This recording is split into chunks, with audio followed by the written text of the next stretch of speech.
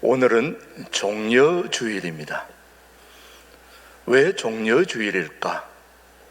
이 세상의 신 중의 신, 예수신 하나님이 이 우주 만물을 창조하시고 그 창조한 이 땅, 이 세계에 직접 내려오셔서 30년간의 부모님의 일가를 도우고 그 사생활을 마무리하고 3년간의 우리에게 기쁜 복음의 소식을 전하는 공적인 3년간의 사생활을 마치고 드디어 예루살렘에 입성하신 오늘, 바로 그 입성하는 예수님을 예루살렘을 주변의 모든 군중들이 예루살렘으로 입성하는 예수님을 환영할 때에 손에 가지를 하나 들었는데 그게 바로 종려나무였습니다. 종려나무. 그래서 종려나무 가지를 흔들며 환영했다고 해서 종려주일, 혹은 그 종려나무를 다른 말로 하면 팜추리, 팜추리라고 해서 팜선데이라고 그렇게 부르기도 하지요. 어쩌면 오늘 이 세상을 만드신 하나님이 이 땅에 오셔서 지금 예루살렘으로 입성하는 엄청난 행보를 하는 이 종려주일, 여러분이 진정한 의미를 안다면 우리가 오늘 대단한 날임을 우리가 알게 될 것입니다. 이 종려주일에 예수님이 예루살렘에 입성하실 때 다른 말로 호산나 주일이라고도 했습니다. 왜 호산나 주일이냐? 호산나, 우리를 구원해 주소서. 우리를 구원해 주실 분은 오직 하나님밖에 없습니다 하고 호산나, 호산나라고 외친 그 외침에 의해서 오늘이 호산나 주일이라고 부르기도 합니다. 어찌했든 간에 우리 예수님이 오늘 예루살렘에 입성하신 것은 바로 저와 여러분들을 위한 날이기도 합니다. 그래서 종려주일은 예수님께서 자신이 인류의 구원을 위해 메시아로 오셨음을 만천하에 공개적으로 선포한 날이 바로 오늘입니다. 여러분이 오늘이 그런 날인 것을 진정으로 알았더라면 여러분이 좀 더 설레는 마음으로 나왔을 텐데, 지난주나 이번 주나 그 주가 그 주겠지 이렇게 생각하고 아마 이 자리에 오신 분도 계실 것입니다.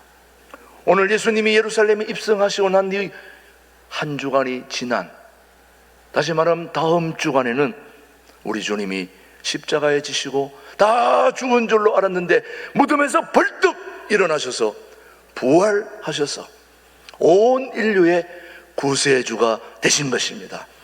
만약 예수님이 죽음에서 일어나지 못했다면 우리의 죽음의 문제는 끝났을 것입니다. 그런데 우리 주님이 부활하심으로 말미암아 우리 모두도 죽으면 죽는 데서 그치지 않고 모두 부활의 영광과 기쁨에 참여하게 되는 놀라운 역사를 우리 주님이 먼저 스타트를 끊어주셨다고 말이죠. 그러니까 오늘 대단한 날이 아니겠습니까, 여러분? 그런 부활의 소망과 기쁨을 가지고 오늘 종려주일에 여러분이 하나님께 예배하는 복된 시간이 되기를 주님의 이름으로 축복합니다.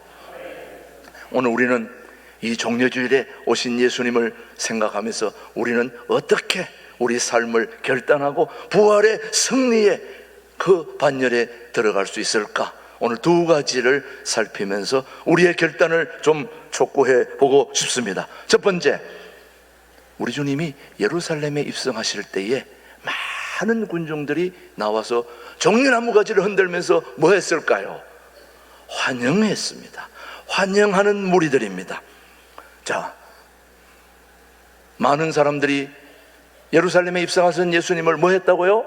환영했습니다. 따뜻하게 맞이했습니다. 정말 그렇게 했는지 마태복음 21장 9절 오늘 본문 말씀입니다. 시작. 앞에서 가고 뒤에서 따르는 무리가 소리 높여 이르되 호산나 다윗의 자손이여 찬송하리로다. 가장 높은 곳에서 호산나 하더라. 지금 예수님이 예루살렘에 입성하실 때 엄청난 인원들이 나와서 우리 예수님을 환영하며 그렇게 맞이했다는 말씀입니다. 얼마나 모였을까요? 우리가 광화문에, 여의도에 이렇게 많은 사람들이 모였다고 하는데 그 인원이 도대체 얼마나 될까요? 오늘 예루살렘 그 입성하신 예수님을 환영하는 또 맞이하는 군중들이 얼마나 모였을까? 역사적인 자료에 의하면 250만 명이 모였다고 지금 추측하고 있습니다. 250만 명이 적은 인원입니까? 우리 동두천 인원이 10만도 안 되는, 채 안 되는 인원인데 250만이 모여서 누구를 환영했습니까? 예수님을 환영했다고 그러는데 정말로 250만이 모였을까? 우리가 추측하지만 그 역사적인 자료에 의하면은 그때에 유월절 행사에 양 25만 마리가 희생됐다고 하는 역사적 기록을 살펴보면 양 한 마리에 10명 정도가 참여한다고 보면 10 곱하기 25만 하면 얼마 나옵니까? 250만이 모였을 거라는 겁니다. 많은 군중들이 모였다는 거, 이거는 대단한 숫자입니다. 이 많은 숫자가 왜 모였을까요, 여러분? 바로 하나님의 아들 예수님을 그들은 다윗의 아들이라고 불렀고 주님의 이름으로 오시는 분이라고 그렇게 칭송을 했습니다. 그렇다면 그들이 이토록 예수님을 환영하는 이유가 무엇이었을까? 여러분 생각해 보신 적이 있으십니까? 이스라엘 백성들이 왜 이같이 예수님을 환영했을까? 하나님의 아들이었기 때문에 그랬을까요? 신중의 신이라서 그랬을까요? 이스라엘 백성들은 오랫동안 로마의 식민지로 노예 같은 삶을, 그리고 남의 나라 지배하에 있었던 그들에게 오직 그들의 소망과 기쁨은 자유, 해방, 우리를 언젠간 이 압박과 서름에서 건져줄 사람이 누굴까 생각했을 때 그들은 바로 그들의 역사적인 왕 중의 왕, 바로 모세와 같은 지도자, 그런 다윗과 같은 지도자를 생각하면서 이제 예수님도 아마 그런 우리의 민족의 지도자로 오지 않았을까, 그런 생각으로 바로 모세처럼 그들을 정치적인 왕으로, 그리고 자기들을 어려움과 압박과 서름에서 건져줄 그런 왕으로, 정치적인 왕으로 그들을 맞이했다 이 말이에요. 그래서 그들의 노래는 이스라엘의 영광과 회복에 대한 기대에서 나왔다는 말씀이죠. 로마의 압제에서 민족을 해방할 메시아가 될 줄을 알고 호산나를 외쳤다는 말씀이죠. 호산나, 다윗의 자손으로 오시는 이여 종려나무 가지를 길에 펴고 흔들면서 호산나, 우리를 구원해달라고 그렇게 외쳤다는 말씀입니다. 우리 예수님은 나귀를 타고 예루살렘을 향한 예수님의 행렬은 한마디로 개선장군의 행렬이 아니었습니다. 기쁨의 행진도 아니었습니다. 인류의 구원이라는 대역사를 이루기 위해서 십자가를 지시고 죽으시기 위한 고난과 가시받기를 시작하는 행렬이 바로 우리 주님 예루살렘의 입성이었다는 말씀입니다. 그러므로 환영하는 무리들의 입장에서 볼 때는 민족의 메시아로, 또 정치적인 왕으로 우리를 압박과 서름에서 건져줄 그런 민족의 위대한 지도자로 그렇게 생각하며 환영했지만, 실은 우리 예수님은 한 주 있다가 십자가를 지고 엄청난 고난을 당하면서 죽으러 오시는 행렬이 바로 주님의 행렬입니다. 그러니까 오늘 이 종려주의는 어쩌면 고난주간의 시작이요 슬픔과 탄식의 자리이기도 합니다. 며칠 안 있으면 죽는데 무슨 기쁨이 있겠습니까? 오늘 여기 일부에 오신 분들 다 이제 이번 주 금요일이면, 목요일이면 다 여러분 죽습니다 이렇게 얘기하면 오늘 여러분이 얼굴이 화날까요? 죽을 상일까요? 내일 모레 죽는다고 그러는데 여러분이 기쁘겠습니까? 좋겠습니까? 지금 예루살렘 군중들은 뭐가 뭔지를 모르고 환영하는 거예요. 죽으러 오시는 예수님, 고통당하러 오시는 예수님. 그래서 오늘 여러분들은 이제 내일 아침부터 한 주간 동안 특세, 고난주간 특별 새벽기도회가 시작이 됩니다. 그래서 내일 아침 5시부터 토요일까지 매일 아침 5시에 여러분도 함께 주님과의 고난을 함께 겪으면서 우리 주님의 아픔이 이런 것이었구나, 우리 주님이 한 주간 죽음을 생각하셨구나, 이런 고난을 여러분도 함께 체험해 보기 위해서 특별 새벽기도회를 시작했는데, 나는 그런 고난 관계없어? 안 나오겠어? 그거는 여러분의 자유이겠지만 아무튼 이번 한 주는 특별 새벽기도회 한 주간이 시작이 됩니다. 오늘 우리 신앙인들은 그리스도의 고난에 동참하는 마음을 가지고 엄숙하게 보내는 절기, 바로 그 절기를 우리는 사순절을 지나고 있습니다. 메시아의 그 환호와 그 기대를 우리 주님이 어떻게 하게 될까요? 예루살렘에 입성하시는 주님의 모습에서 우리는 구속주요 메시아이신 예수님과 그 고난과 겸손에 대해서 오늘 우리는 또 한번 기도로 묵상하고 주님을 생각할 수 있는 자리가 되기를 바랍니다. 자, 첫 번째, 예수님을 환영하는 무리들이 있었다면 두 번째는 어떤 무리들이 있었느냐? 바로 예수님을 죽이려고 하는 사람들의 무리였습니다. 첫 번째는 환영했다면 이번에는 뭐 한다고요? 예수님을 죽이려는 사람들입니다. 종려주일에 나타나는 또 다른 하나의 행렬은 눈에 크게 드러나지는 않지만 예수님을 시기하고 모함하고 죽이려고 모함하는 무리, 바로 종교 지도자들, 그들의 모습이 어떠한지 21장 10절 말씀입니다. 우리 한번 같이 보겠습니다. 시작. 예수께서 예루살렘에 들어가시니 온 성이 소동하여 이르되 이는 누구냐 하거늘. 지금 누구냐? 이 사람이 도대체 예수님이 예루살렘에 올라가셨을 때 소동이 일었다고 했습니다. 여러분, 정치하는 분들은 한 곳에 모여 있기를 원하지 않습니다. 왜? 소요가 일어나기 때문에. 여러분, 비행기 타보신 분들은 알겠지만은 비행기 타셨을 때에 꼭 멘트가 하나, 이런 멘트가 나와요. 비행기 안에서는 두세 사람이 모여 있는 걸 허락하지 않습니다. 그렇게 얘기해요. 왜 그랬을까요? 두세 사람이 모이면 힘이 생깁니다. 그러면 비행기 안에서 무슨 소요가 일어나면 감당할 길이 없기 때문에 아예 그렇게 차단한다는 겁니다. 그 정치하는 사람들은 사람들이 모이는 거 좋아하지 않습니다, 여러분. 그런데 이 종교 지도자들이 보니까 엄청난 인원이 모여가지고 누구를 환영하고 있습니까? 예수님을 환영하고 있으니 도대체 이 사람이 누구냐? 이렇게 묻고 있는 겁니다. 자, 당시의 전통과 관습에 젖어 사는 관념, 관습적인 종교 지도자들에게 예수님은 미움의 대상이 됐다 이 말이에요.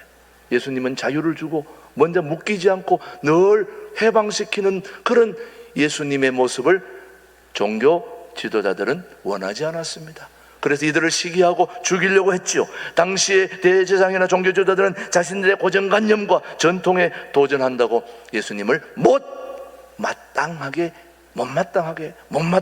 생각했고, 결국 그들은 이 예수님을 그냥 뒀다가는 우리 종교 지도자들이 큰 낭패를 당하겠구나. 그러니 예수님을 뭐 해야 되겠습니까? 죽여야 되겠다.